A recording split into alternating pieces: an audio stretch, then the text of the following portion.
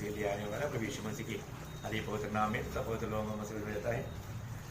प्रभु ने और भी एक दिन हमारे आयु में जोड़ दिया। आज दिन भर प्रभु ने हमें संभाला, हर एक दुख मुसीबतों से बचाया।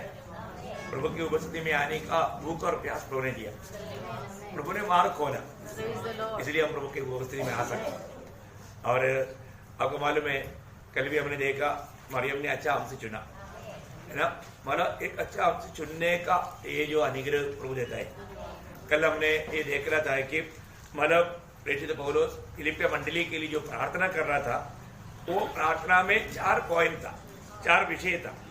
सबसे पहला बात था कि मतलब प्रेम में उन्नति पाए, प्रेम में उन्नति पाना, प्रेम की बढ़ोतरी। दूसरा बात था हर एक बात को, सही गलत बात को पहचान पाए, है ना। मतलब हम लोगों को सही चुनौती करना है तो मतलब सही क्या है गलत क्या है उस बात को जानना, और वो ज्ञान नहीं है तो हमारे चुनौती में हम धोखा खाएगा।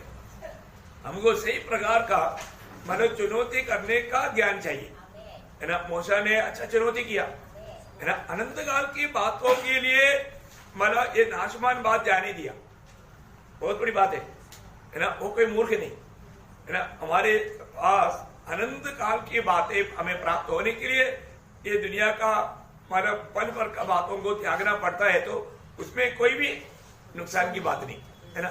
आज हम तीसरी बात को देखना चाहते हैं। तीसरी बात क्या है? मतलब मसीह के दिन के लिए पवित्र और सच्चे बने रहो और ठोकर ना खाओ। हाँ, मतलब मसीह के दिन के लिए हम सच्चे बने रहना, बहुत बड़ी बात है। उसका 10 वचन वापस एक पढ़ना। और मसीह के दिन तक सच्चे बने रहो, मसीह के दिन तक सच्चे बने रहो और ठोकर न खाओ, और ठोकर ना खाओ। देखो मतलब ये एक उनके लिए इस रीति में उनके लिए प्रार्थना कर रहे हैं प्रेषित पौलुस, है ना। हमारे जीवन में भी कितनी लोग जीवन की यात्रा में ठोकर खाते हैं, हम लोग देखते हैं ना।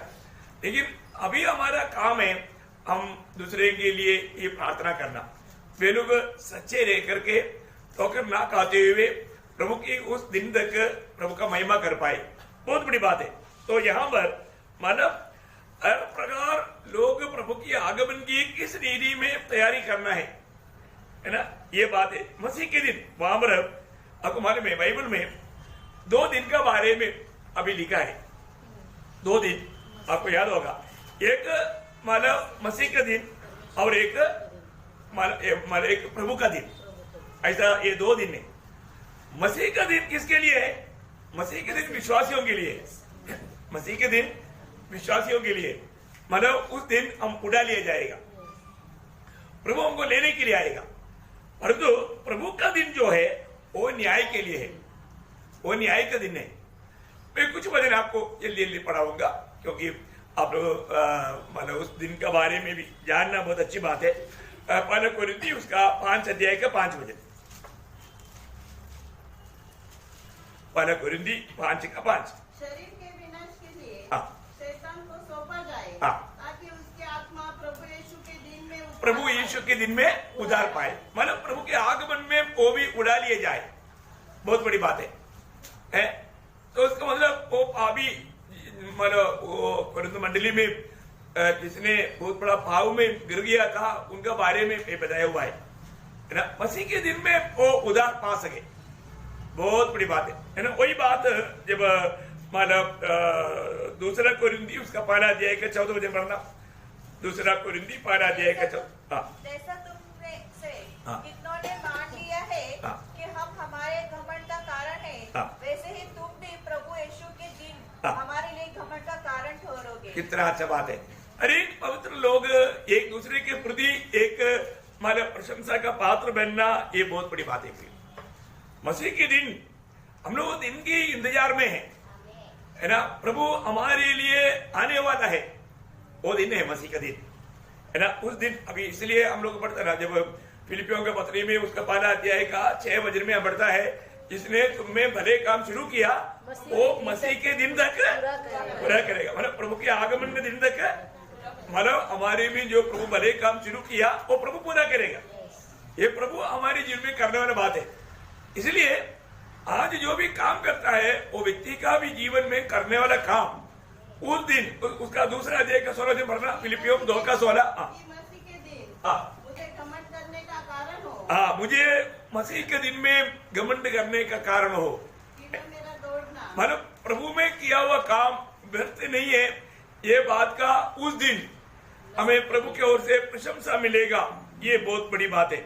तो बोलने का अर्थ क्या है कि हम लोग सब उस मसीह का दिन की बात जो हो रहा है ना।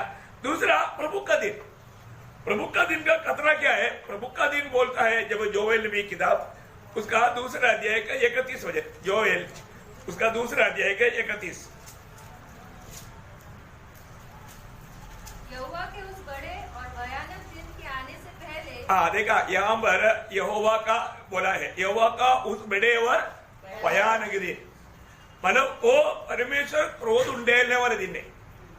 बहुत बड़ी बात है, मतलब प्रभु ये दुनिया में न्याय कर रहा है, प्रभु का क्रोध उंडेलने वाला, पापियों पर क्रोध उंडेलने वाला वो दिन है ना। मलाकी का किताब में भी, मलाकी 4 अध्याय उसकी 5 वचन, मलाकी तब मैं न्याय करने को हाँ। तुम्हारे निकट आऊंगा। 4 का 5। यहोवा के उस बड़े और भयानक दिन के आने से पहले, उस बड़े और भयानक दिन, मतलब प्रभु का बड़े और भयानक दिन, ये मतलब क्रोध उंडेलने वाला दिन की बात है ना। प्रियो, हम लोग एक बात को जानना, प्रभु का बात को ना मानने वालों से पलटा लेने वाला वो दिन है, वो है मानव प्रभु का दिन। तो मतलब उस दिन का बारे में हम लोग नए नियम में भी जब थिस्सलुनीकियों के पत्री में पढ़ता है, पहला थिस्सलुनीकियों उसका 5 अध्याय उसका दूसरा वचन, पहला पत्र, क्योंकि तुम आप ठीक जानते हो कि जैसा रात को चोर आता है वैसा ही प्रभु का दिन आने वाला है। प्रभु का दिन आने वाला है। प्रभु का दिन इस रीति में दुनिया के लोगों पर आ पड़ेगा, वो लोग कभी समझेगा ही नहीं। हमको प्रभु लेकर जाने के बाद में उनके ऊपर आने वाले विपत्ति के बारे में वो कभी भी नहीं सोचता, ऐसे रीति में आने वाला है। वो बात का बहुत डिटेल से वर्णन दूसरा थिस्सलुनीकियों दूसरा अध्याय का 2 से 12 तक का वचन में लिखा है, लेकिन पूरा पढ़ने के लिए टाइम नहीं है। दूसरा थिस्सलुनीकियों दूसरा अध्याय का दूसरा वचन पढ़ना। किसी आत्मा या वचन या पत्री के द्वारा जो कि मानो हमारी ओर से हो, यह समझकर कि प्रभु का दिन आ पहुंचा है।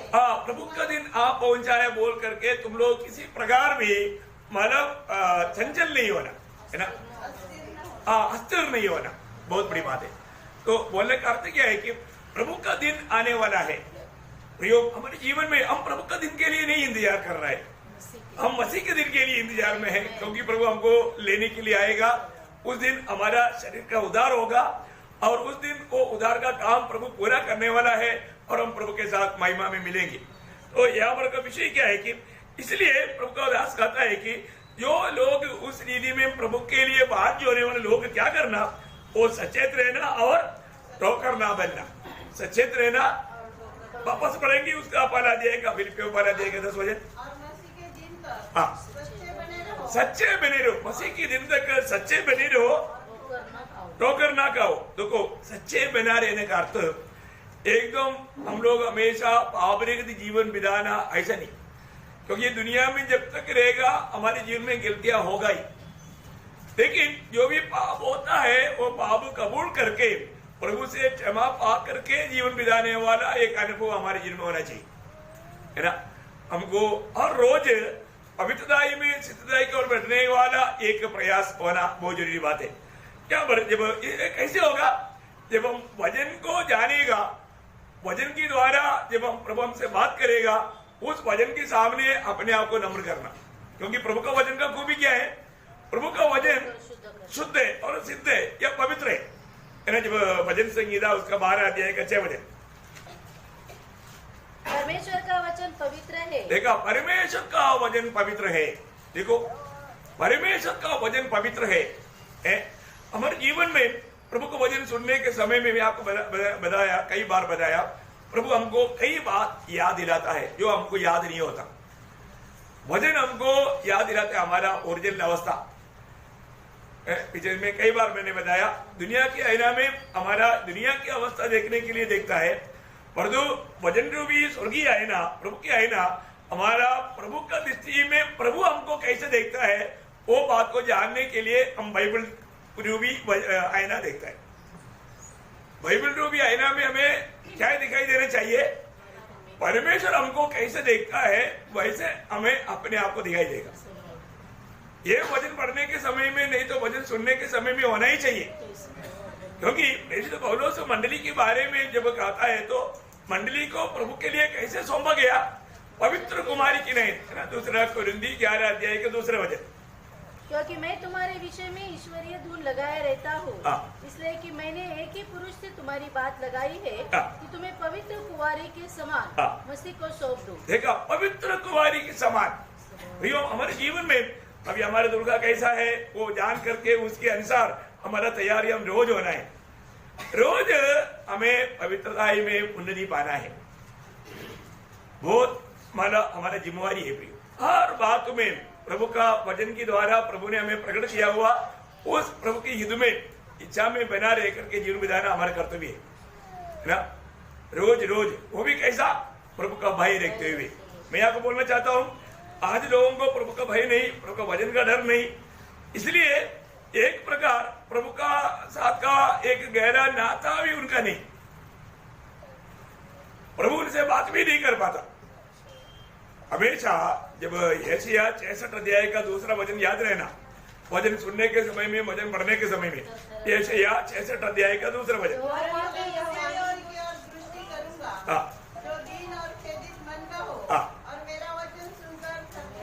देखा, मेरा वचन सुन करके एक सच्चा डरने वाले एक दिल चाहिए भी, क्योंकि ये प्रभु का वचन है, ये संदेश प्रभु का है। इसको एक साधारण संदेश जैसा हमें नहीं लेना चाहिए, तो इसमें हमें एक सच्चा प्रभु का भय मानने वाला, प्रभु का माना आदर करने वाला एक दिल चाहिए। तो हम लोग आज कौन सा मतलब पीढ़ी में है, कौन सा समय में है? आज का पीढ़ी के बारे में आपको मालूम है, फिलिपियों का पत्री उसका 2 अध्याय उसका 14 वचन, फिलिपियों 2 का 14।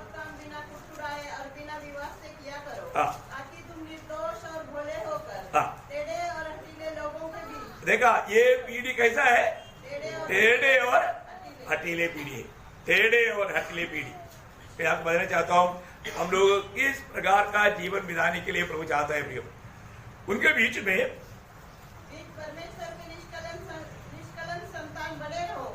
निष्कलंक संतान बने रहो प्रियो। हम प्रभु का निष्कलंक संतान बना रहना। आज बहुत प्रकार उड़लदा कपड़दा ये सब है, क्योंकि अंत समय का चिन्ह है। हम लोगों में ऐसा नहीं होना चाहिए। प्रभु के लोग हर बात में सच्चाई होना बहुत जरूरी बात है। ऐसा नहीं है तो प्रभु का दिल को बहुत बड़ा दुख है। अभी हम लोग प्रभु को किस रीति में जानता है? हमारे प्रभु सर्वशक्तिमान है, सर्वज्ञानी है, सर्वव्यापी है ना। प्रभु हमारा सारे बात को जानता है। मैं आपको बताना चाहता हूँ, बहुत बार लोग प्रार्थना करने के लिए जाता है वक्त भी पहले है ना, पहले अपने आप को सही रीति में परख करके जाना है। मैं जब प्रभु को बस्ती में जाएगा तो प्रभु मुझको सुनेगा, प्रभु मेरे प्रार्थना का उत्तर देगा। ये बात हमें यकीन करना चाहिए। कई बार लोग ऐसे नहीं जाता, मैं बोला ना प्रार्थना के लिए हो, भजन मतलब इसी प्रकार का संगति में क्यों ना हो, परंतु जब भी हम प्रभु के उपस्थिति में आने से पहले थोड़ा समय हम अपनी मानव दिल की अवस्था परखना चाहिए, एक तैयारी चाहिए। आज बहुत बार प्रभु के उपस्थिति में आने के टाइम पर लोगों का तैयारी नहीं रहता तो फिर वो दिल में इतना ज्यादा काम भी नहीं होता। इसलिए जैसा काम होना चाहिए ऐसा काम नहीं हो रहा है। मैंने अभी बीजू होने का गवाही बार बार बोलने की जरूरत नहीं। बीज होने वाला दृष्टांत के द्वारा प्रभु ने हमें क्या सिखाया? हमारे दिल की अवस्था। बीज कहाँ पर गिरना है? हमारे दिल में। और हमारे दिल ठीक नहीं है तो, हमारे दिल ठीक नहीं है तो बिल्कुल प्रभु का वचन काम नहीं करेगा, या एक वो बीज फलदायक अनुभव में आएगा नहीं, प्रभु के नाम का महिमा नहीं होगा। हमें हमेशा परखना है। मैं प्रभु के उपस्थिति में जाता है तो इसलिए कई बार कई लोग शायद थोड़ा मानव परखता है, परखने के टाइम पर वो अयोग्य लगता है, फिर वो संगति को छोड़ देता है। संगति नहीं छोड़ना चाहिए प्रियो। अपने आप को थोड़ा नम्र करना, अपने आप को थोड़ा नम्र करना। अपने जीवन में आया हुआ कमी गलतियों को प्रभु के सामने कबूल करना है और उस पर हमें विजय प्राप्त करना। हम कभी भी प्रभु का कृपा संग निकट जा करके अनुग्रह मांग सकता है। तो यहाँ पर की विषय क्या है कि हमको मतलब उस दिन के लिए मतलब इस कुटिल पीढ़ी के बीच में दूसरे के लिए टोकर ना बनते हुए, आपको मालूम है कई रीति में टोकर खा सकता है। प्रभु यीशु मसीह ने बोला मत्ती 11:6 में, जो मुझ में टोकर नहीं खाता वो धन्य है ना। प्रभु में टोकर खाते हैं कई लोग, प्रभु की बातों पर टोकर खाते हैं। प्रियो, टोकर खाना बहुत आसानी बात है। कई प्रकार कई रीति में हमें टोकर गिराने के लिए विरोधी कोशिश में भी देगा, है ना। लेकिन हमारा काम है हम टोकर ना खाए, हम दूसरों के लिए टोकर ना बने। मैं किसी प्रकार भी मेरा जीवन दूसरों के लिए टोकर बनता है क्या? मेरा कोई भी बातों से, मेरा कोई भी मतलब बिहेव से ऐसा कुछ बात होता है क्या? परखना चाहिए, है ना। पड़ोसियों का पत्री में पहला अध्याय है, उसका 22 वचन पढ़ना। पड़ोसियों पहला अध्याय का 22। देह में मृत्यु के द्वारा तुम्हारा भी मेल कर दिया, ताकि तुम्हें अपने सन्मुख पवित्र और निष्कलंक और निर्दोष बनाकर उपस्थित करे। पवित्र और निष्कलंक और निर्दोष। देखा, किसी प्रकार का भी ऐसा दोष ना होने वाला अनुभव में तुम्हें खड़ा करना। बोले कि मतलब हमारे जीवन दूसरे के प्रति कितना आदर्शमय होना चाहिए है? कैसा है एक व्यक्ति, एक प्रभु का जन कैसे होना चाहिए? एक निर्दोष अवस्था। प्रभु का संदेश सुनाने के लिए भी ऐसी अवस्था चाहिए, या एक सेवक का ऐसी अवस्था चाहिए। पहला तिमोथी उसका 3 अध्याय उसका 10 वचन पढ़ना। और ये भी पहले परखे जाए, तब यदि निर्दोष निकले तो सेवक का काम करे। निर्दोष निकले तो तब सेवक का काम करे, है। निर्दोष निकलना, परखा जाना। प्रियो, ये बहुत बड़ी बात है, नहीं तो दूसरों के लिए एक टोकर की बात है। मंडली कितना सुंदर होना चाहिए प्रियो। मंडली को तैयार करने के लिए प्रभु दासों को नियुक्त करता है, और उनके जीवन में अगर एक अच्छा गवाही नहीं रहेगा तो, एक अच्छा आदर्श नहीं रहेगा तो मंडली कैसे होगा? प्रभु का संदेश कैसे जाएगा? अभी मैं आपको बता रहा है, मैं एक तेल बिक्री कर रहा है और तेल का एडवर्टीजमेंट में खुद ही करता है। लेकिन मैं बोलते देखो ये तेल लगाएगा ना, ये तेल लगाएगा तो देखो ये फोटो में ये जो व्यक्ति का बाल है ना, ऐसा बाल आएगा बोलेगा तो कोई मेरे से तेल लेगा? नहीं लेगा। वो बोले सुनने वाले बोले यार पहले वो प्रचारक तू अपना ही सिर पर लगाओ, है। गेंजे आदमी तेल बिक्री कर रहा है, देखो कोई नहीं लेगा। इसका मतलब क्या है कि हमारे जीवन में कैसा एक आदर्श होना चाहिए। मंडली प्रभु कैसे प्रभु ने मंडली के लिए अपने आप को दिया। मंडली के प्रति प्रभु चाहने वाला मंडली कैसे होना? एफेसियों के पत्री 5 अध्याय के 26-27 वचन, ये वचन आपको भय आता है, क्योंकि आप उस मंडली का अंग है, इसलिए आपको मालूम। पढ़िए फिर भी। वचन के द्वारा जल के स्नान से शुद्ध करके पवित्र बनाए, और उसे एक ऐसी तेजस्वी कलीसिया बनाकर, ऐसा तेजस्वी कलीसिया बनाकर अपने पास खड़ी करे, जिसमें न कलंक न जुरी न कोई और ऐसी वस्तु हो, वरन पवित्र और निर्दोष हो। देखा प्रियो, प्रभु का दिल की गहरी इच्छा है, प्रभु की मंडली, उसके लिए प्रभु ने अपने आप को दिया। वो शब्द पढ़ा, जैसा मसीह ने भी कलीसिया से प्रेम करके अपने आप को उसके लिए 25 का लाश है। ओके, सही, ठीक है। मतलब मसीह ने मंडली से प्रेम करके अपने आप को क्यों दिया? प्रभु का ऐसे एक मंडली चाहिए। वो मंडली कैसे होना? वापस एक बढ़िया प्लीज। जैसा मसीह ने भी कलीसिया से प्रेम करके अपने आप को उसके लिए दे दिया। किसके लिए दिया? मंडली के लिए। मंडली कैसे होनी चाहिए? वो मंडली कैसे होनी चाहिए? कि उसको वचन के द्वारा जल के स्नान से शुद्ध करके पवित्र बनाए, और उसे एक ऐसी तेजस्वी कलीसिया। ओ देखा, यीशु मसीह को ऐसे एक तेजस्वी कलीसिया चाहिए, है। किसी प्रकार भी कोई अशुद्धि ना हो, कोई मलिनता ना हो, वो पवित्र और निर्दोष हो। देखा, पवित्र और निर्दोष मंडली, उसके लिए प्रभु ने अपने आप को दिया, इतना बड़ा दाम चुकाया।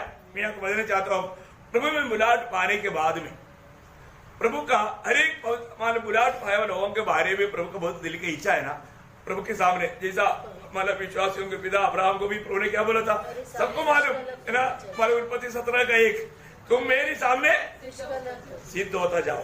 बोलेगा तो एक खराई का जीवन बिताओ, एक सच्चा पवित्र जीवन बिताओ।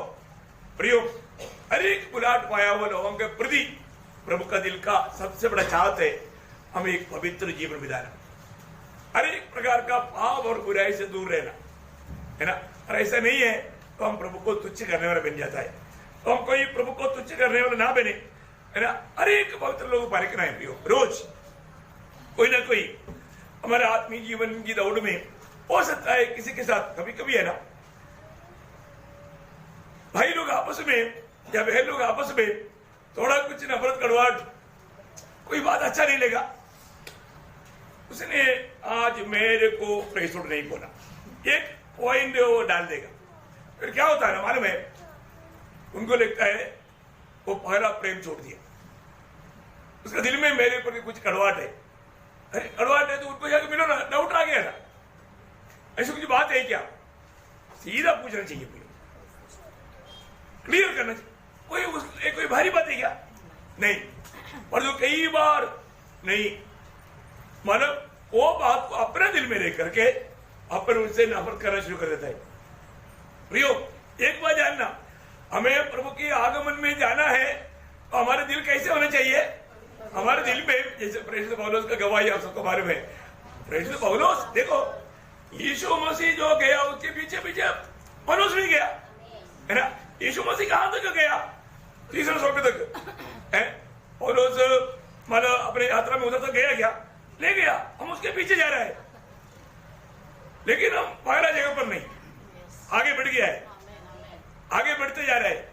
अबे फिनिशिंग पॉइंट में हम लोग पहुंचने के टाइम पर हमको भी ये बोलने के लिए आना चाहिए, मैंने अच्छा दौड़ा, है ना, मैंने एक अच्छा कुश्ती लड़ा, ये खुद गवाही देने के लिए आना चाहिए।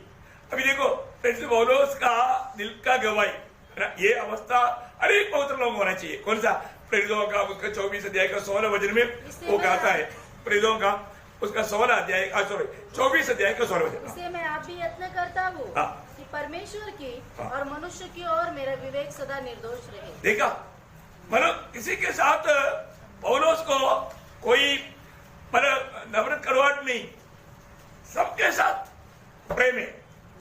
देखा, मेरा दिल में मतलब प्रभु की ओर या और लोगों की ओर मेरा दिल निर्दोष है, ऐसा है, ये बात को परखना प्रियो, क्योंकि नहीं तो हम किसी का प्रति ठोकर बन सकता है ना। मुझे कभी भी कोई बोलता है ना, या मुझे इसे सुनने में आता है, दास पहले जैसे नहीं भाई, पहले हमको देख करके बहुत खुश होता था, और तो अभी खुश नहीं। अरे किसको देख करके खुश नहीं, मैं तो सबके प्रति खुश है भाई, आपको ऐसे क्यों लेगा, मुझे समझ में नहीं आया है। और कभी कभी कोई लोग बोलता था, प्रभु के दास बड़े बड़े लोगों के घर में जाता है, छोटे छोटे लोगों के घर में नहीं आता, ऐसा है क्या। मैं विजिटिंग शुरू करता है पहले इधर ही है, आकाश के घर में पहले जाता है, प्रेज लॉर्ड। आप लोगों से वो लोग बैठा करके आप मानते बहुत अच्छी दिल है आपका है, सीधा से उसके घर में सेकंड आया नहीं आया, हाँ, तो बहुत बड़ी बात है। तो मैं बोलने का अर्थ क्या है प्रियो, हमारे जीवन में मतलब प्रभु का दिल हमारे में होना चाहिए। कभी भी अगर हमारे दिल में किसी के प्रति अगर ऐसा कुछ बात हमारे दिल में है तो हम प्रभु के उपस्थिति में खड़ा है। स्वर्ग क्या जानता, क्या देखता, हमारे दिल को देखता है। मैं आपको बताना चाहता हूं, अगर आपको ऐसा कुछ बात दिल में अगर डाउट आ भी गया ना, मेरे को साफ आकर पूछो क्या बात है, आपको पहले जैसा मेरे से प्यार नहीं है, सीधा पूछो। ऐसे कोई है क्या, नहीं प्रिय है, पहले से ज्यादा प्रेम है प्रिय। हाँ, कई लोगों को क्या लगता है, अरे वो आज नहीं आया, क्यों नहीं आया, पूछा इसलिए प्रभु के दास को कड़वाहट है, ऐसे है क्या, अरे इसलिए पूछा ना, प्रेम करता है इसलिए। आपको कैसे लगा इसको, आप नेगेटिविटी में कैसे सोचा। अपन कोई जो नहीं आया अगर उनके बारे में पता करता है, पूछता है, तो प्रियो उनको ज्यादा प्यार करते हैं, इसलिए है। फिर हम उनके लिए प्रार्थना करते हैं, प्रभु उनके लिए कल का दिन कम से कम मार्ग खोल कर दे प्रभु। मैं अभी वाकमैन में आया तो मैं इतना खुश हो गया, मेरी सिस्टर का पूछा ना, देखा मेरी सिस्टर ब्रदर कहाँ है, लोगों काम कर गया। ओ प्रभु उनको मार्ग बना कर दे प्रभु, क्योंकि जब तक प्रभु मार्ग नहीं खोलेगा तो आ नहीं सकता है। और हमारे दिल में कभी भी कोई ठंडापन आ गया तो वहां पर शैतान पहाड़ लाकर रहेगा, फिर आगे जाने नहीं देगा। ये भी एक बात है, थोड़ा भी आलसी नहीं होना प्रिय, थोड़ा भी आलसी बनाना नहीं। वजन बढ़ने के बारे में आप सोचो ना, अपने जीवन में पिछले दिनों से बढ़कर के हम प्रभु का वजन पढ़ने में, प्रार्थना करने में, जितना टाइम आप वजन पढ़ता है उतना टाइम प्रार्थना भी करना चाहिए, उसमें कम नहीं आना चाहिए है। तो प्रियो अभी एकदम एक अच्छा बैलेंस के साथ आगे बढ़ने का टाइम है, क्योंकि प्रतिकूल बहुत पड़ेगा कई रीति में, लेकिन हम एक फिनिशिंग टाइम में है, पूरा पूरा जोर। इसलिए ये प्रार्थना विषय में भी आपको इतना ज्यादा बताता है। हम लोग एक दूसरे के लिए जीवन की सहायता पहुंचाते हुए प्रभु उन लोग भी इस विषय में सिद्ध बने। हमको लगता है कि किसी का भी जीवन में थोड़ा भी हमारा वो धीमा रहेगा ना, उनके लिए ज्यादा प्रार्थना करना, एक दूसरे को मतलब बताना। देखो हम पढ़ने व्यक्ति के लिए प्रार्थना करेंगे है, उनको प्रभु मतलब प्रभु के प्रति भूख प्यास ज्यादा दे ताकि वो अच्छा दौड़ पाए ना, उनके लिए प्रभु मार्ग खोले। हो सकता है कि मतलब किसी प्रकार उनका मार्ग बंद हो, प्रभु के जन प्रार्थना करेगा तो प्रभु मार्ग खोल कर देगा, 100% खोल कर देगा है ना। लेकिन हमें एक दूसरे के प्रति हम जिम्मेवार है ना, पक्का जिम्मेवार लोग हैं। तो मंडली में की बातों में हम लोग किसी प्रकार ठोकर ना बने, ठोकर जरूर होगा, प्रभु ने बोला। प्रभु का शब्द कैसे बदलेगा प्रियो ना, मत्ती 18 अध्याय का 7-8 वचन पढ़ना, मत्ती 18 अध्याय का 7-8। ठोकरों के कारण संसार पर हाय, ठोकरों का लगना अवश्य है, पर हाय उस मनुष्य पर जिसके द्वारा ठोकर लगती है।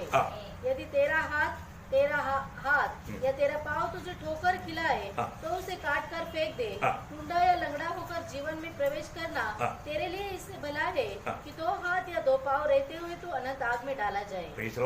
देखा प्रियो, किसी कारण भी हम मैक्सिमम यत्न में रहना प्रियो, मैक्सिमम कोशिश में रहना, अपना कोई भी बातों से कोई भी कामों से मतलब कोई किसी के लिए हम ठोकर ना बने, अपन ठोकर ना बने, जान पूछ करके अपन ठोकर बनने का कारण ना बने। ऐसा होगा तो मतलब प्रभु बोलता है वो व्यक्ति के लिए हाय, ठोकर जरूर आएगा, कहीं रहूंगा अच्छा समझ के साथ कार्य ना करने कर, क्योंकि उसके एक एग्जाम्पल कुरिन्थ की मंडली को लिखते हुए पौलुस बोलता है ना, एक अच्छा समझदार व्यक्ति एक मंदिर में बैठकर खाना खाएगा तो दुर्बल व्यक्ति देखेगा तो उस व्यक्ति के जीवन में गिरावट आएगा। पहला कुरिन्थ 8 अध्याय उसका 10-11 वचन पढ़ना। क्या क्योंकि यदि कोई तुझ ज्ञानी को मूर्ति के मंदिर में भोजन करते देखे और वह निर्बल जन हो तो क्या उसके विवेक को मूर्ति के सामने बलि की हुई वस्तु खाने का साहस न हो जाएगा? हाँ देखा, मतलब वो व्यक्ति जा करके मतलब उस रीति का प्रसाद खा करके वो पापी बन जाएगा। इसलिए हम लोग ऐसा कारण ना बनने देना। पवित्र लोग, हर पवित्र लोग हम लोगों ने देखा, हम किसी के प्रति ठोकर ना बने। उसका पहला कुरिन्थी 10 अध्याय का 32 वचन, पहला कुरिन्थी यूनानियों और न परमेश्वर की कलीसिया के लिए ठोकर का कारण। प्रियो, हम लोग ठोकर का कारण ना बने। हमारा कोई भी काम अगर ठोकर बनने लगता है तो हमें उसमें सावधान होना चाहिए, हमें उससे दूर होना चाहिए। इसका मतलब प्रभु दास मंडली के लिए प्रार्थना कर रहा है, वो बोलता है कि मतलब वो लोग प्रभु का उस दिन के लिए पवित्र बने रहे और वो लोग ठोकर ना बने, ठोकर का कारण ना बने। प्रियो, मंडली में कोई भी व्यक्ति कोई भी बातों से, कोई उनका कामों से हम एक दूसरे के लिए प्रोत्साहन बने, एक आदर्श बने, प्रभु का महिमा का कारण बने, परंतु ठोकर ना बने, है ना। और हम प्रभु का दिन के लिए सचेत रहे। और आखिरी 4वां पॉइंट भी आज जल्दी फिनिश करने के चक्कर में हमें मतलब उसका मतलब आखिरी पॉइंट क्या था उसका, फिलिपियों 1:11 वचन पढ़ना, धार्मिकता का फल होना है। देखिए प्रियो, हम लोग हर एक लोग ये बात को जानना, हमने प्रभु को नहीं चुना, प्रभु ने हमें चुना है। हर एक पवित्र लोग याद रखना ना, हमें प्रभु ने चुनने के पीछे प्रभु का बड़ा उद्देश्य है। यूहन्ना का सुसमाचार में आप सबको प्रभु का लोगों को ये सब बहुत बयान है, मुझे मालूम है, लेकिन नया लोगों के लिए पढ़ाता हूँ, है ना। यूहन्ना 15:16 तुमने मुझे नहीं चुना, परंतु मैंने तुम्हें चुना है और तुम्हें नियुक्त किया कि तुम जाकर फल लाओ। देखा, तुम जाकर के फल लाना। प्रियो, चुने हुए लोग, प्रभु ने मुझको चुना, ये बात जो भी जानता है उनके एक कर्तव्य है कि मैं प्रभु के लिए फलदायी जीवन बिताऊं। शायद हो सकता है वो लोग ज्यादा उम्र होने के बाद में बुढ़ापा में मानो उधार पाया होगा, कोई बात नहीं, उधार पाया ना, फल लाएगा। बुढ़ापा का अवस्था रहेगा तो भी प्रभु का बुलाहट मिलकर के चुना गया है तो वो फल लाएगा। या जवानी उम्र में चुना गया परंतु बुढ़ापा आ गया बोल करके फल नहीं लाएगा, ऐसे नहीं, बुढ़ापा में भी फल लाएगा। जब प्रभु का वचन में लिखा है 92 वचन संहिता का 14 वचन पे ऐसे पढ़ता है, 92 का 14, वे पुराने होने पर भी फलते रहेंगे। देखा, पुराने होने पर भी फलते रहेगा। प्रियो, पुराने हो गए बोल करके, बुढ़ा हो गया बोल करके फल नहीं आएगा, ऐसा नहीं। प्रभु का जन आखिरी श्वास तक फलदायक जीवन बनाएगा, हमारे भी फल आएगा। एक अच्छा दृष्टांत है कालेब का गवाही, है ना। जब प्रभु ने मिस्रईम से छुड़ाया हुआ 20 साल के ऊपर का सभी लोग, सिर्फ योशुआ और कालेब छोड़ करके सब लोग मरुभूमि यात्रा में खत्म हो गया। अभी वायदा के देश में पहुंच गया। वायदा के देश में पहुंचने के बाद में वो देश को कब्जा करने के लिए लड़ना पड़ता। वो लड़ाई के समय में कालेब बोलने वाले एक बड़ा गवाही है, क्योंकि कालेब बोलता है कि ये जो पहाड़ जो है उसमें अना कि योद्धा लोग रहता है, उससे तो इस्राएल ज्यादा डर गया था। लेकिन वो वहां पर बोलने वाला एक शब्द, चुने वाला शब्द है ना। गणना का किताब, गणना सॉरी योशुआ की किताब, सॉरी योशुआ 14 अध्याय उसका 10-11 वचन पढ़ना। और अब देख, जब यहोवा ने मूसा से यह वचन कहा था, तब से 45 वर्ष हो चुके हैं जिसमें इस्राएली जंगल में घूमते फिरते रहे। उनमें यहोवा ने अपने कहने के अनुसार मुझे जीवित रखा है और अब मैं 85 वर्ष का हूँ। अभी मैं कितने साल का? 85। देखा, आप सोचो प्रियो, 45 साल में मानो प्रभु उनको भेजा था, अभी 40 साल बरिसों की यात्रा में हो गया, अभी 85 हो गया, तो भी वो क्या बोलता? जितना बल मूसा के भेजने के दिन मुझ में था, उतना बल अभी तक मुझ में है।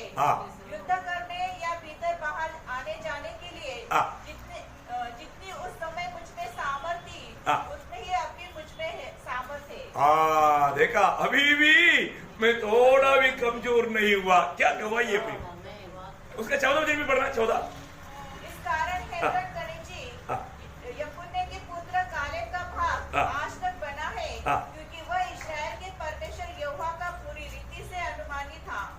पूरी रीति से प्रभु के साथ लिपटे रहा या प्रभु की आज्ञाकारिता में रहा, प्रभु की बात को मानते रहा। प्रियो, बहुत बड़ी बात है हमारे जीवन में। जो व्यक्ति प्रभु की बातों पर चलेगा, प्रभु उनको सामर्थ के ऊपर सामर्थ देते जाएगा, है ना।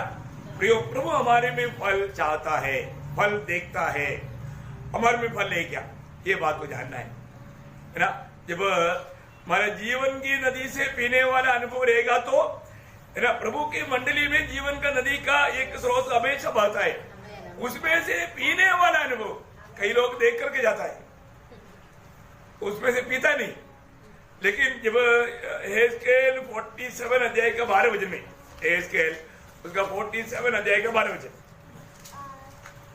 नदी के दोनों किनारे पर भांति भांति के खाने योग्य फलदायी वृक्ष उपजेंगे, जिनके पत्ते न मुरझाएंगे और उनका फलना भी कभी बंद न होगा, क्योंकि नदी का जल पवित्र स्थान से निकला है। देखा, नदी का जल कहाँ से आता? पवित्र स्थान से आता है। प्रियो, हमें सुनने वाला, सुनाने वाला ये वचन कहाँ से आता है? प्रभु की ओर से। प्रियो, ये पवित्र स्थान से निकलने वाला जीवन जल है, इसको पीने वाला वो जरूर फल लाएगा। कैसा फल लाएगा? वहां पर क्या लिखा?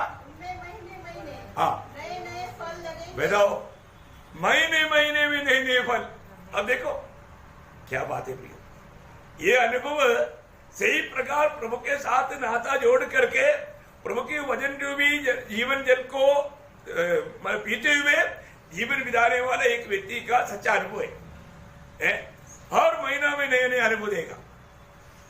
कितना बड़ी बात है प्रियो। हम एक समय में समझना, एक समय में हम अंधकार में थे, इसे बढ़कर अंधकार ही थे, लेकिन आज हम ज्योति में है और वो भी अद्भुत ज्योति में। फिर हमारे में ज्योति का बल होना चाहिए जरूर, क्योंकि प्रभु ने अपने पीछे आने वाला चेलों को देख करके प्रभु ने बोला तुम जगत का ज्योति है, मत्ती 5:14 आपको मालूम। लेकिन आज हम पवित्र लोगों के प्रति वचन कहता है फिर पत्री 5 अध्याय उसका 8 से 10 वचन पढ़ना। क्योंकि तुम तो पहले अंधकार थे, तुम पहले अंधकार थे, परंतु अब प्रभु में ज्योति हो, हाँ, अतः ज्योति की संतान के समान चलो, हाँ, क्योंकि ज्योति का फल हाँ, सब प्रकार की भलाई, देखा ज्योति का फल सब प्रकार का भलाई और धार्मिकता, हाँ, और सत्य है। हाँ, बस सब प्रकार का भलाई और धार्मिकता और सत्य है, ज्योति का फल है। हम ज्योति है, अभी प्रभु ने हमें ज्योति बनाया, तो ज्योति का फल हमारे में होना चाहिए ना, हमारे में है कि नहीं, है ना। उससे भी बढ़ करके एक बात है और एक मनोहर फल है जो कि प्रभु ने हमें आत्मा दिया। आत्मा हमारे में रहता है, हम प्रभु की आत्मा पायवल हो गए। इसमें मसीह की आत्मा नहीं, वो मसीह का जन नहीं। अभी हम कौन है? हम मसीह के लोग है। मसीह के लोग में मसीह की आत्मा है। मसीह की आत्मा है तो क्या चाहिए? हाँ, आत्मा का फल चाहिए। आत्मा का फल एक वचन में है, बहुवचन में है? नहीं, आत्मा का फल एक वचन में है, बहुवचन में है? एक वचन में। लेकिन उस फल में क्या क्या बात है वहां पर, क्या सुंदर बात है ना। आत्मा का फल प्रेम, आनंद, शांति, धीरज, भलाई, विश्वास, नम्रता। देखा, अब इसका मतलब हम प्रभु के लोगों में प्रभु की आत्मा रहता है तो हम लोग ये फल मुझ में है कि नहीं, ये बात परखेगा तो कितना अच्छी बात है, कितना अच्छी बात है भैया। मुझ में ये आत्मा का फल है क्या? एक दिन में एक बार भी कोई परखता है क्या? नहीं परखता ना। अगर हम लोग परखेगा तो हमारा अवस्था कितना बदलना चाहिए, हम लोग परखना चाहिए। अभी हम लोग इस साल का एकदम आखिरी समय में आ गया, अभी थोड़ा दिन रह गया है। आज 7 तारीख हो गया है ना, पर एक हफ्ता खत्म, बहुत थोड़ा सा समय रह गया। ये 2022 पार हो जाएगा और 23 आ रहा है। और आपको मालूम है हर साल में लास्ट टाइम होता है तो दुनिया में भयंकर बात होता ही है। अभी तक मतलब इसी महीना में मतलब अमेरिका में और इंडोनेशिया में 2 भयंकर मतलब ज्वालामुखी फटा है। आप लोगों को मालूम है मतलब भूकंप भी हो रहा है, लड़ाई भी चल रहा है जोरदार, अभी तूफान भी चल रहा है और बारिश भी कई जगह पर अभी मतलब वापस पानी बढ़ रहा है। देखो अभी क्या क्या बात होता है और क्या क्या रह गया। अभी पिछले दिनों में भूकंप भी हुआ ना, ताड़ा और कोरोना वापस चाइना में, और मतलब कोरिया बोलता था हमारा एरिया के अंदर नहीं आएगा, अभी कोरिया में भी खूब हो गया है। फिर भी वो बदमाश लड़के का नाम क्या है? किंग जॉन्ग बोलता है कोई नहीं बोलेगा तो उसको शूट करेगा, खत्म करेगा। देखो कोरोना हमारे देश में आगे करके कोई नहीं बोलने का। आप बताओ क्या माला उसको मेरे को जो भी भयंकर बात हम दुनिया भर में देख रहे हैं। कुछ भी हो, हमें उन बातों से हमें कोई मतलब डरने की जरूरत नहीं। हमारे प्रभु के आगमन की हम बात हो रहे हैं। कोरोना आ रहा है, भूकंप आ रहा है, वो नहीं हम देखता। हमारे यीशु मसीह आ रहे हैं कि नहीं, है ना, उसके आगमन की बात जो है ना। देखो एक बात मैं इसलिए आपको बताना चाहता हूँ, अगर हम इस समय में प्रभु के लिए एक फलदायक जीवन बिताता है करके हमारा दिल गवाही दे रहा है तो अपन धन्य लोगे। और तो आज वो बात क्या मालूम है, इसे इस्राएल लोगों को प्रभु ने मिस्रैम से छुड़ा करके बहुत सुंदर जगह में लाया। प्रभु चाहने वाला फल उसमें नहीं दिया, फल नहीं आया। प्रभु बहुत दुख के साथ मतलब यशायाह नबी में वो कहता है, यशायाह नबी की किताब उसका 5 अध्याय के 1-2 वचन। अब मैं अपने प्रिय के लिए और उसकी दाख की बारी के विषय में गीत गाऊंगा। एक अति उपजाऊ टीले पर मेरे प्रिय की एक दाख की बारी थी, उसने उसकी मिट्टी खोद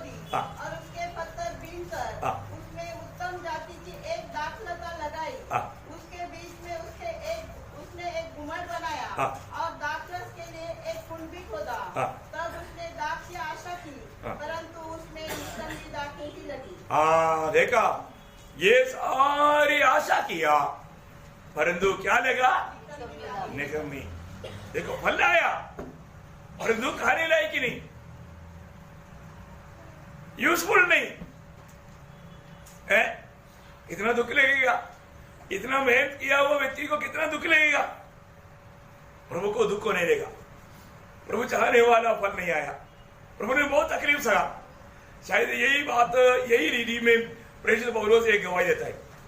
आपको याद होगा गलातियों के पत्री में, गलातियों उसका 4 अध्याय उसका 11 वचन, मतलब इसी संबंध में, इसी रीति में सोचने वाली एक बात है प्रियो, बहुत दुखदायक बात है।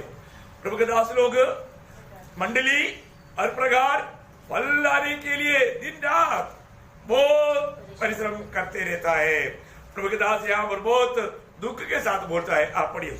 मैं तुम्हारे विषय में डरता हूँ कि ऐसा न हो कि जो परिश्रम मैंने तुम्हारे लिए किया है वह व्यर्थ ठहरे। प्रियो, मेरा परिश्रम व्यर्थ ना ठहरने देना है। और अभी भी प्रभु के लोग है ना, मसीह लोगों में मुझे मालूम है कई लोग ना चुपके से क्रिसमस मनाता है, मतलब ईस्टर मनाता। कितना दुखदायक बात है प्रियो, मतलब लोगों को दिया हुआ वो शिक्षण लोग जल्दी भूल जाता। प्रभु के दास इसलिए उसका 10 वचन में ऐसे लिखा ना, तुम दिनों हाँ और महीनों हाँ और नियत समयों हाँ और वर्षों को मानते हो। हाँ, देखा, ये सब मानते हुए क्या हो गया? अरे हम प्रभु में है तो उस आनंद से बढ़कर कोई आनंद है क्या? उस आनंद काल का मानव बातों पर हम मन लगा करके उस बात में आनंद बनाना चाहिए। लेकिन दुनिया की छोटी छोटी बातों में, इसका मतलब वो लोग एक आनंददायक जीवन नहीं बिताता। ऐसे लोगों में प्रभु चाहने वाला फल नहीं आता, एक निष्फल अवस्था में बन जाता है। एक बात हमारे जीवन में ये जो फल नहीं होने का 4-5 कारण जल्दी बता करके बहुत बात है, लेकिन मैं आज ये संदेश खत्म कर रहा हूं। प्रियो, प्रभु में हमें फलदायक जीवन बिताना ही है, लेकिन फल नहीं आने का कारण में कुछ बात मैं आपको याद दिलाता हूं, है ना। मतलब पहली बात, ये जो फल नहीं आता इसका कारण क्या है कि जो वजन आता है वो वजन में लोग जड़ नहीं पकड़ता। क्या नहीं पड़ता? वजन में जड़ नहीं पड़ता। प्रियो, ये वजन जो आएगा, ये वजन अगर आपका थोड़ा भी ध्यान में रहेगा तो बिना फल का रह ही नहीं सकता, है ना। जब भजन संगीता, पहला भजन संगीता, उसका 2 और 3 वचन, लॉर्ड जीसस, धन्य है वह पुरुष, हाँ, परंतु वह तो यहोवा की व्यवस्था से प्रसन्न रहता हाँ, और उसकी व्यवस्था पर रात दिन ध्यान करता रहता है। हाँ, वह उस वृक्ष के समान है, वो उस वृक्ष के समान है जो बहती नालियों के किनारे लगाया गया है, हाँ। और अपने ऋतु में फलता है। देखा प्रियो, वो समय पर फल देगा, वो समय पर फल देगा। जो व्यक्ति वास्तव में रोज जो प्रभु हमें सिखाता है उस वचन में बना रहता है, उस वचन को दिन रात मनन करता है। मैं आपको बताऊं, आज कई लोग वचन मतलब सुनता है, डेयरी में भी लिखता है, परंतु शायद एक बार भी मैंने क्या लिख कर रखा उस पर ध्यान भी नहीं करता। परंतु प्रभु का वचन कहता है दिन रात उसको मनन करना प्रिय है। देखो, फलदायक जीवन बिताना है तो हमने सुना हुआ वचन को हमें जरूर रवंद करना है, उसको रवंद करना है। मैं आपको बोलता हूं, कम से कम आप सुनने के बाद में कम से कम एक व्यक्ति के साथ उसको शेयर तो करो। देखो, आज प्रभु की उपस्थिति में हम लोगों ने पुराना विषय में सुना था, और वो मतलब विषय के अनुसार आज हमारे जीवन प्रभु के लिए एक फलदायक बनना है तो हमें प्रभु का वचन में बना रहना है और वो वचन में को मनन करना है। बहुत बड़ी बात है। आज ऐसा लोग नहीं करता, इसलिए फल नहीं आता, इसलिए फल नहीं आता। प्रियो, हमें अपने आप को परखना है, अपने आप को पूछना है। मैं आपको बताता ना, कई लोग मतलब इधर से निकलने के बाद में उन्होंने क्या सुना पूछेगा तो नहीं बोलता। इवन कई लोग आज वचन पढ़ा बोलता है, परंतु वो क्या पढ़ा भूल गया। ऐसा पढ़ने से क्या फायदा प्रियो? एक्चुअली आप वचन नहीं पढ़ना चाहिए, वचन आपको पढ़ना चाहिए। इसका मतलब क्या है कि उतना ध्यान दे करके है, आप एक चैप्टर नहीं पढ़ेगा, एक पैराग्राफ पढ़ेगा तो भी वो वचन आपसे बात करना ही चाहिए। नहीं तो आप आगे बढ़ करके ऐसा हमारा पढ़ने से क्या फायदा। जरूर वो वचन आपका जीवन को बदलना चाहिए। आज पढ़ा हुआ वचन से कितने लोग बोल सकता है कि मैंने एक नया निर्णय ले पाया है। देखो मैं आपको कई बार बताया, जिस व्यक्ति का जीवन रोज नहीं बदलता वो व्यक्ति के जीवन प्रभु के आगमन में भी नहीं बदलेगा। समझ में आया। जब दूसरा कुरिन्थी 3 अध्याय का 18 वचन क्या बोलता, परंतु जब हम सबके उघाड़े चेहरे से हाँ। प्रभु का प्रताप इस प्रकार प्रकट होता है, हाँ। जिस प्रकार दर्पण में, हाँ। तो प्रभु के द्वारा जो आत्मा है, हाँ।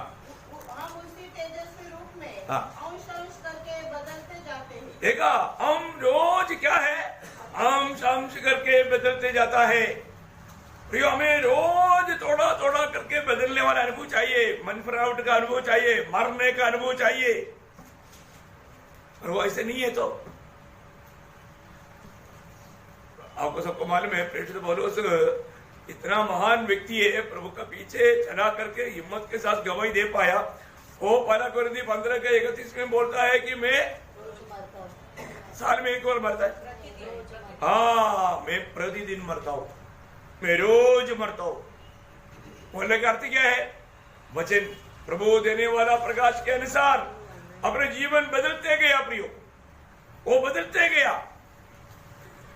कितना अनमोल बात है। रोज रोज वो बहुत बातों को त्यज करके, छोड़ने वाला छोड़ करके, जो पाना चाहिए उसको प्राप्त करके आगे बढ़ता था। रोज रोज हमारे में ये अनुभव चाहिए भी।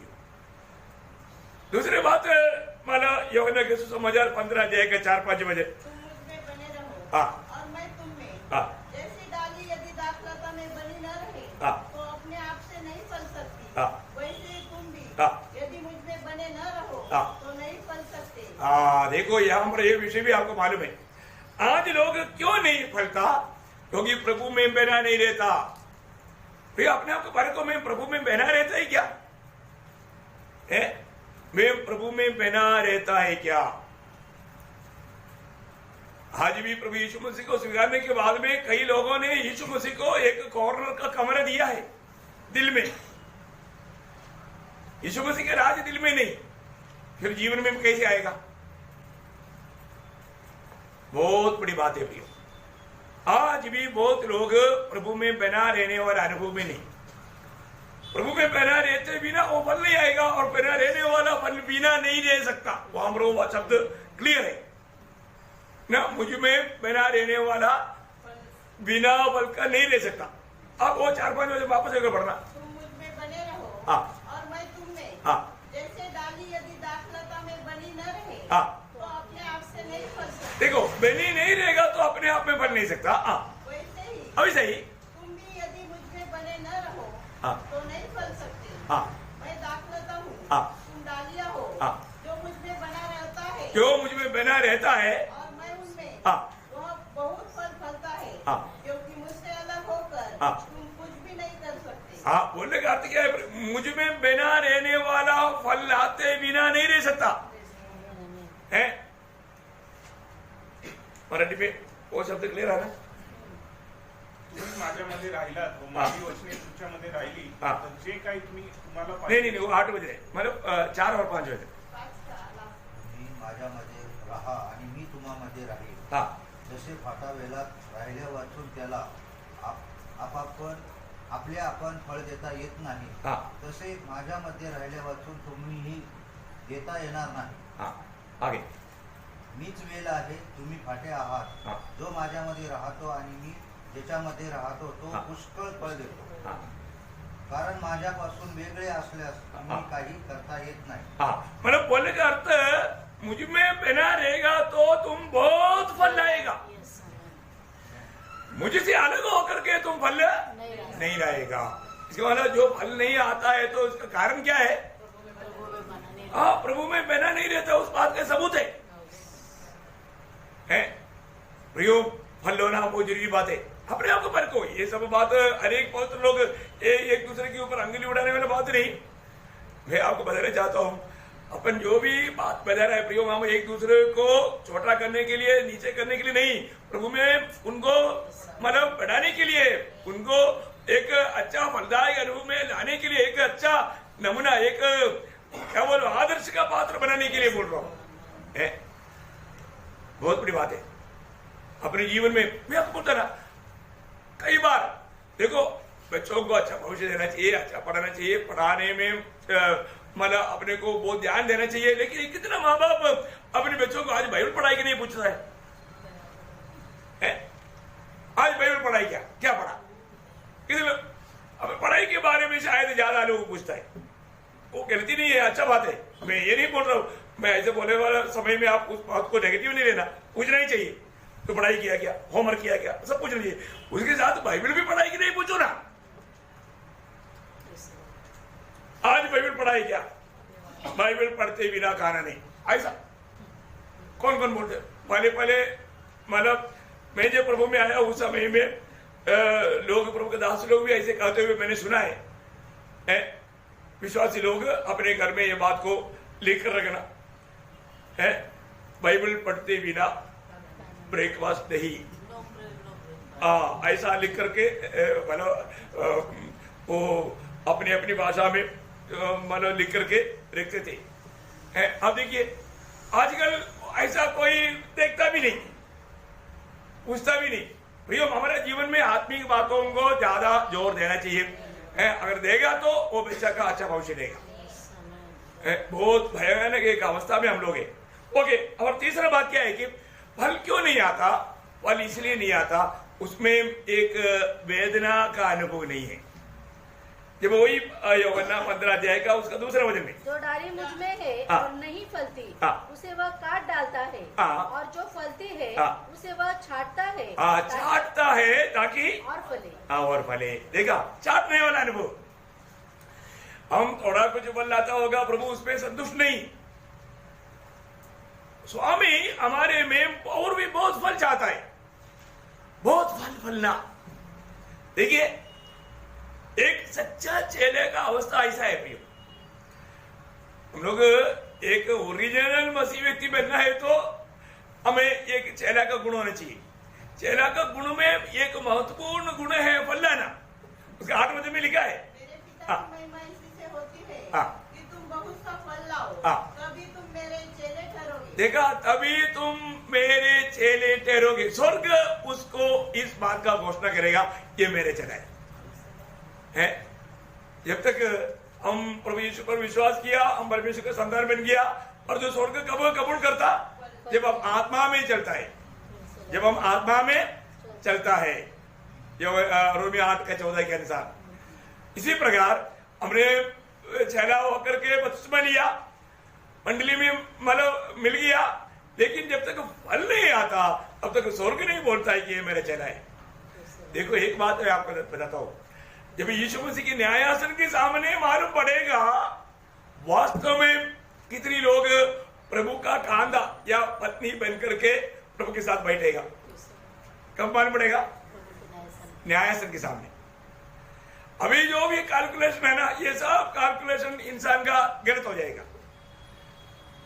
प्रभु लेकिन विजय पाने के लिए प्रभु ने पूरा मार्ग बताया हुआ है, और उसके अनुसार तैयारी करने वाला फेल नहीं होगा। आज भी देखो ना, मैं एक बात आपको बताता हूं, आप अपने आप को पूछो दिल क्या गवाही दे रहा है? क्योंकि आपका दिल की गवाही से बढ़ के प्रभु है, लेकिन दिल क्या गवाही दे रहा है? दिल अपना क्या गवाही देता है? क्योंकि प्रभु यीशु मसीह के साथ प्रभु का कांधा या प्रभु का पत्नी साथ में बैठेगा, लेकिन सब लोग नहीं। ये विजयी लोग हैं, सब लोग विजयी है क्या? आज एक विजयी जीवन में मिला पा रहा है कि नहीं, ये अपने आप को पूछो। हम लोग किसी को क्यों दोष लगाएगा? लेकिन आपका दिल क्या गवाही देता है? आपका दिल का गवाही में बहुत सामर्थ्य रहता है। ओके, ठीक है। मतलब और चौथी बात क्या है कि मतलब क्यों नहीं फल लाता? इसलिए फल नहीं लाता, हम मरता नहीं, हमें मरना है प्रियो, है ना। मतलब यूहन्ना उसके 12 अध्याय के 24 वचन, मैं तुमसे सच कहता हूँ कि जब तक गेहूं का दाना भूमि में पड़कर मर नहीं जाता, वो अकेला रहता है, परंतु जब मर जाता है तो बहुत फल देखा, मर जाता है तो प्रियो रोज हमें मरना है। मैं मरा है कि नहीं, मरा है कि नहीं कैसे मालूम? मैं मरा है कि नहीं कैसे मालूम? बोलो ना, मैं मरा है कि नहीं कैसे मालूम? हाँ, जो नापसंद का कुछ बात बोल कर देखो, फिर देखो, अगर आप विरोध करने वाले अनुभव में है, आप झगड़ने वाले अनुभव में है, मरा नहीं, पक्की बात है। कितने लोगों को समझ में आ रहा है? यो मरते बिना फल नहीं आएगा, हमें मरना है। हमारे जीवन में हमें रोज मरना, इसलिए थोड़ी देर पहले भी हमने बोला ना, पौलुस रोज मरता था, अभी वो फलदायक जीवन बिता पाया।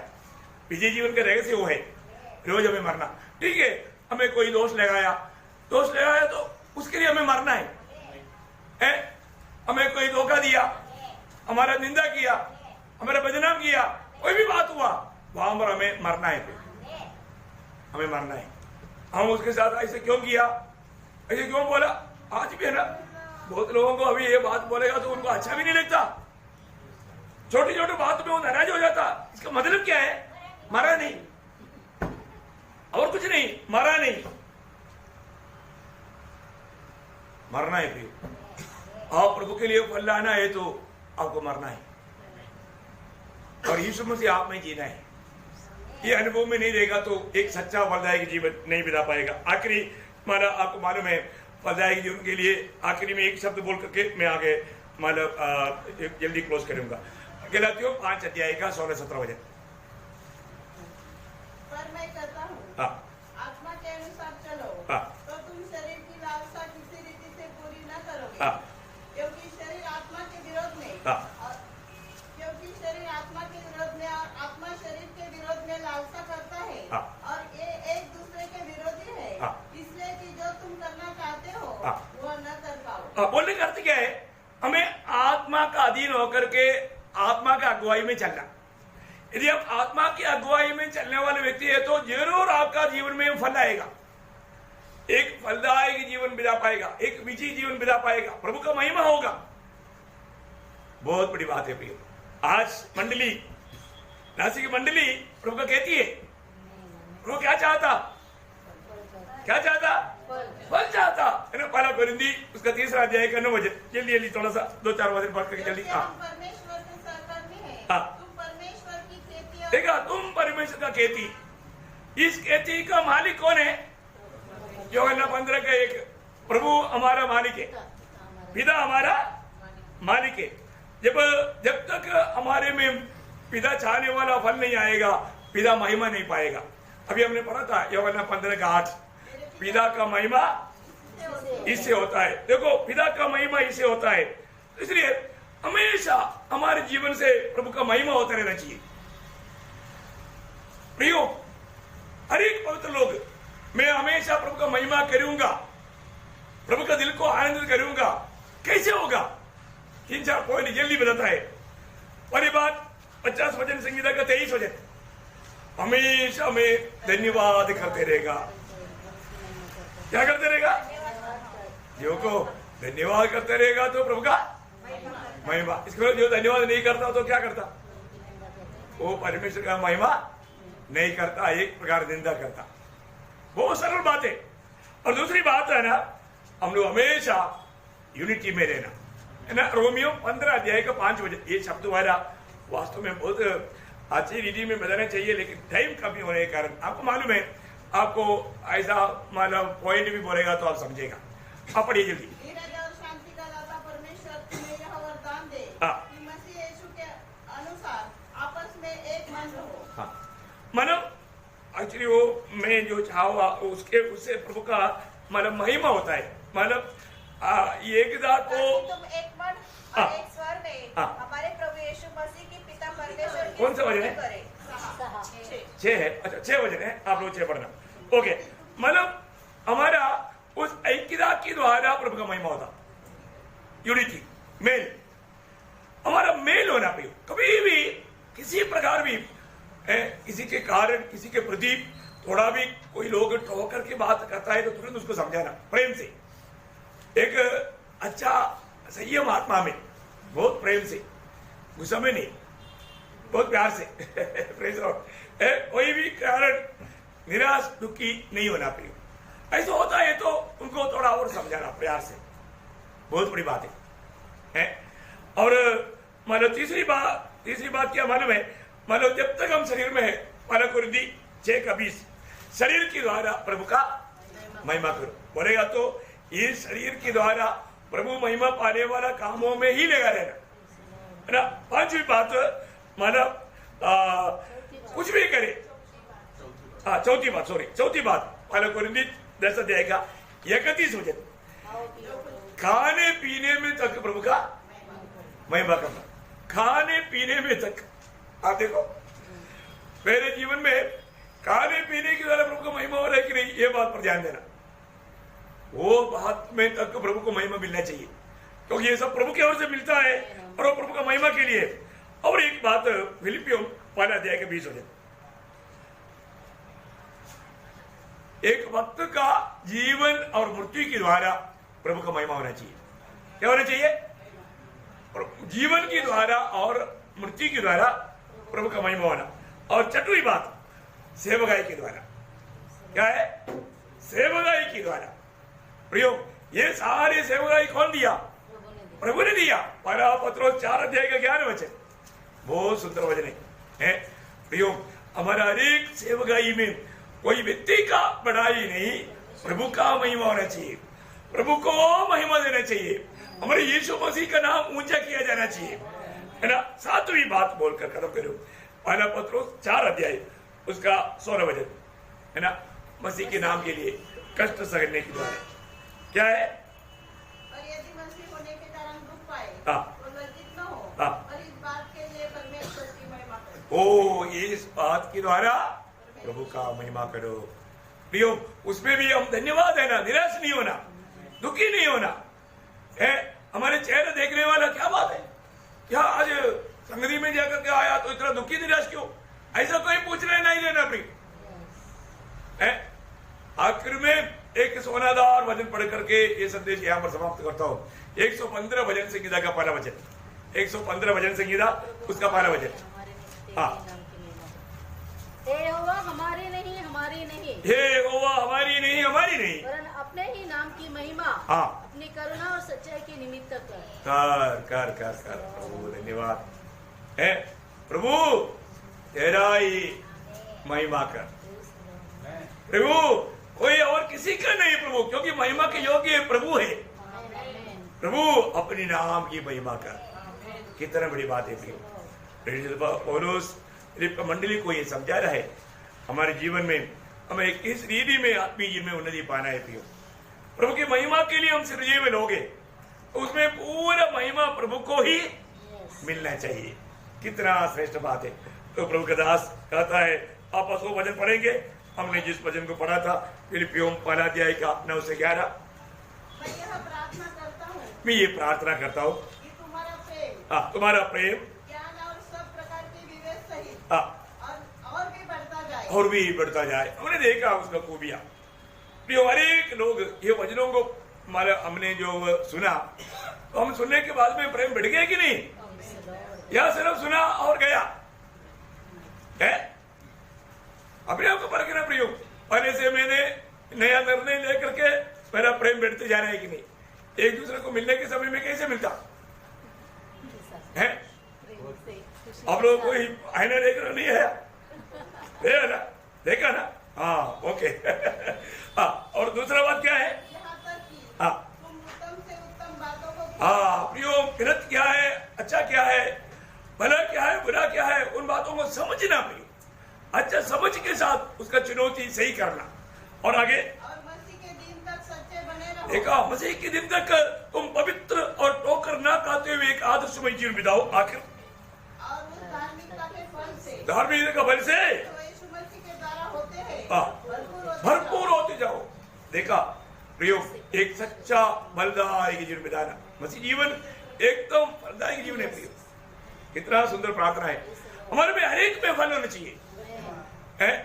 अभी सब लोग अच्छा निर्णय लेना, इस साल में कितना आत्मा जीता और नया साल में कितना आत्मा जीतने के लिए प्रभु के लिए मतलब पूर्ण रीति में हमारे जीवन बिताने की तैयारी में है। सब स्वर्ग देखते हैं हमारे निर्णय एक सीमा तक वो निर्णय पर बना रहेगा तो प्रभु महान कार्य करेगा। Praise Lord. तो कितना अच्छा बात है ऐसा प्रार्थना करना मंडली के लिए, एक दूसरे के लिए, ताकि वो लोग सभी लोग मतलब उसमें यीशु मसीह दिखाई दे और प्रभु का महिमा हर प्रकार हो जाए। तो आइए जरूर ये वचनों के द्वारा प्रभु सबको आशीष दे, प्रभु की महिमा हो। आमीन।